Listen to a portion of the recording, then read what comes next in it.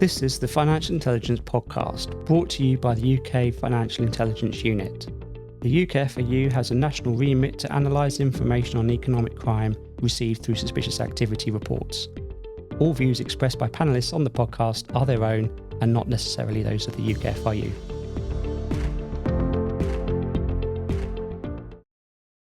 Hello and welcome to the UK Financial Intelligence Unit podcast. My name is John O'Sullivan and I'm the engagement lead on the UKFIU's international team.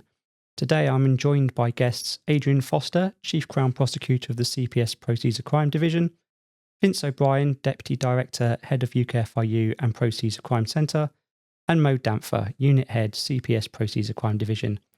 Today's topic focuses on CARIN and the UK's presidency of CARIN in 2025. The UK presidency is being jointly led by the UKFIU and CPS, and this includes joint hosting its annual general meeting, or AGM. I'm going to come first to Adrian. Could you explain to listeners what CARIN is, please? Yeah, sure. CARIN, or the Camden Asset Recovery Interagency Network, as it's giving it its full title, is an EU Commission-funded programme bringing together asset recovery specialists from around the world, predominantly from Europe, North America and Australia, to build relationships and share good practice, while providing an informal route to sharing information amongst members. Each jurisdiction has two representatives, one from law enforcement, often the head of the Asset Recovery Office or Financial Intelligence Unit, and the other a prosecutor or judicial post involved in the international mutual legal assistance.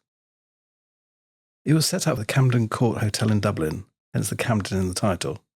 It now covers 61 jurisdictions, including British Overseas Territories of Jersey, Guernsey, the Isle of Man and Gibraltar. CARIN is overseen by a steering group of 9 jurisdictions who take it in turns to hold the presidency. Those are currently the United Kingdom, France, the United States of America, Spain, Belgium, Romania, Poland, Portugal and Latvia. The UK holds the presidency for the CARIN steering group for 2025. We're holding our AGM for handing over the presidency to Latvia in 2026. CARIN also holds parental responsibility for the other 9 ARINs around the world, covering between us 178 jurisdictions, and those ARINs in Southern, West and East Africa, Asia Pacific, South America, the Caribbean and Western Central Asia have been joined this year by ARINs in the Middle East and North Africa and Central Africa. In June 2025, FATF, or the Financial Action Task Force, to give it its full title, the international body tasked with overseeing efforts to counter money laundering and terrorist financing, published their revised recommendations, which included a new recommendation that every jurisdiction should be a participating member of an ARIN. By holding the presidency of CARIN in 2025, we hope to build and encourage better asset recovery across the world in the fight against international economic crime. Where international criminal networks operate across borders, we need to pursue them together. Thanks, Adrian. That's really interesting to understand those finer details of CARIN. From a CPS perspective, Vince, how does CARIN and asset recovery play into the UKFIU's role?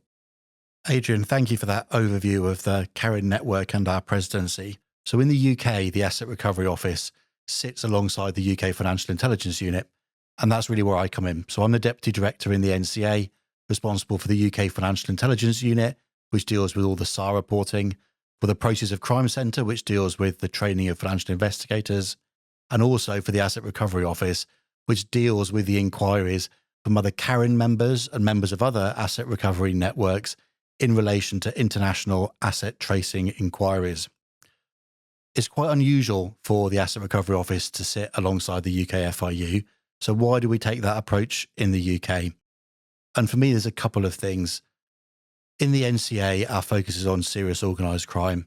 And the two things that we would note about serious organised crime is whatever the threat, whether it's organised immigration crime, whether it's drug trafficking, whether it's charged sexual abuse, there are two key elements. It's acquisitive, it's trying to make money, and it's international and has no respect of borders. If we're going to be able to tackle that effectively, we must be focused on taking assets off criminals so they can't profit from their offending.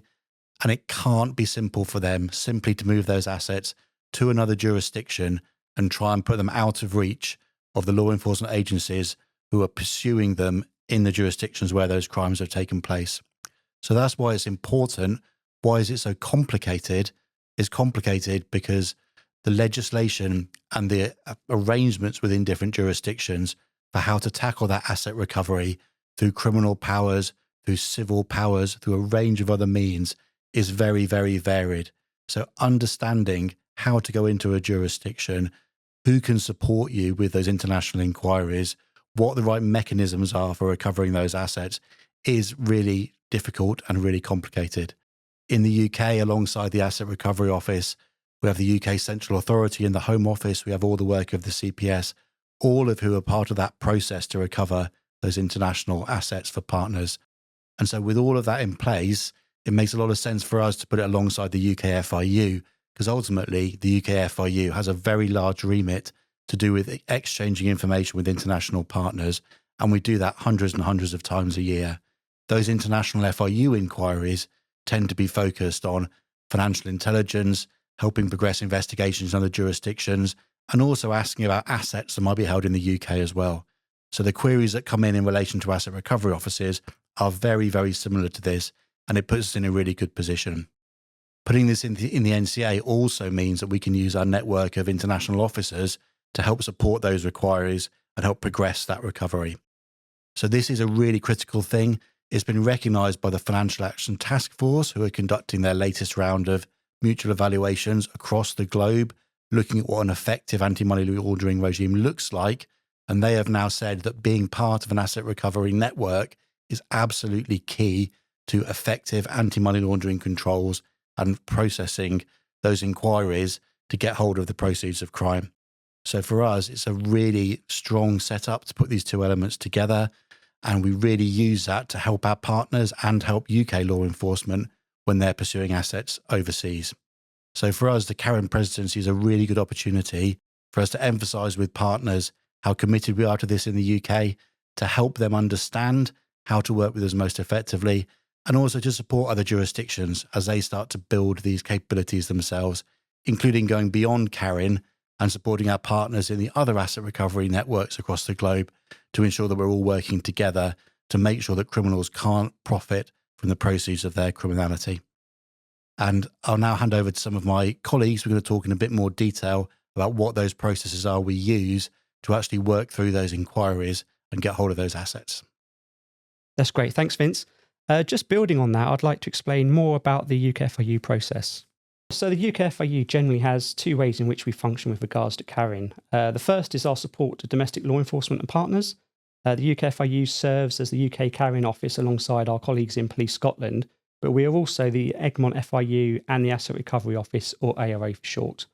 With Egmont being a network of around about 177 international FIUs, AROs consisting of the EU member states, and as Adrian mentioned, the expansive size of the ARIN. It gives us a really good coverage globally for financial intelligence inquiries. We ask UK law enforcement to complete this 10-page request form, which includes details not just of the case and the subjects and the questions to be posed to the jurisdiction or the ARIN office in this case, but it also covers things like human rights, data protection considerations, both locally to the offending and also internationally as well, so we get that full picture. And we're able to offer advice to UK law enforcement and partners on what information might be sought. We in the UKFIU can then quality assure the request and select which of the three networks would be best suited to answer the certain questions. So, for instance, if the best recipient is CARIN, we will go to CARIN. If it's the best one is FIU, we go to FIU, or it could be a mixture of the three, for instance, depending on the jurisdictions that would be. Once we issue the request, we deal with the response from our international partners, feeding back the information to the requesting team and supporting any handling caveats there may be on. The other way in which we function with CARIN is by serving the requests of our international partners for international intelligence with links to the UK. It's somewhat unique with the UKFIU holding these combined functions, partly because it gives us this opportunity to deconflict requests against other requests from international networks, but also against UK investigations past and present. This enables us to put partners with a common interest in the subjects of a case in touch with one another and the chance to share case knowledge, details of criminal assets, or even potentially in certain cases to begin joint investigations.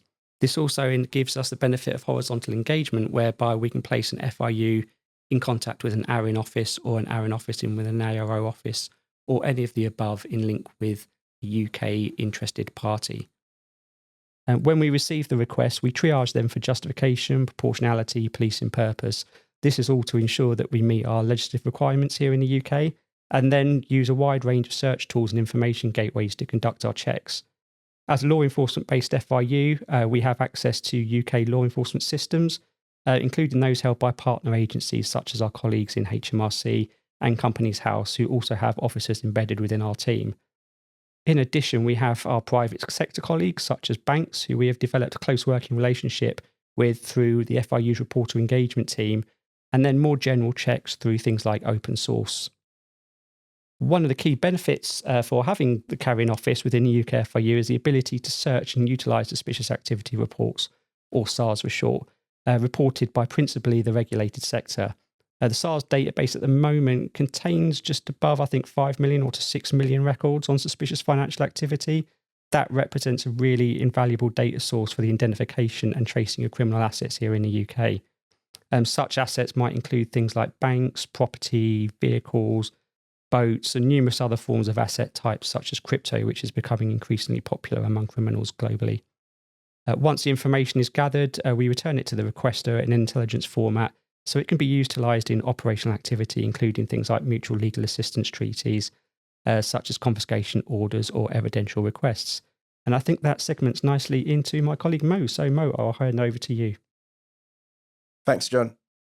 The primary role and function of the CPS Process of Crime Division is separating criminals from their process of crime to demonstrate that crime does not pay, stopping criminals from reinvesting process of crime into future criminal activity, and reducing the harm caused by acquisitive crime, including compensation to victims. Economic crime has a vast international dimension. Criminals do not stop offending within their borders. Their reach and landscape is huge. CPS Process of Crime team has the tools and experience to ensure that crime doesn't pay. Mutual legal assistance, MLA, is a method of cooperation between states for obtaining assistance in the investigation or prosecution of criminal offences.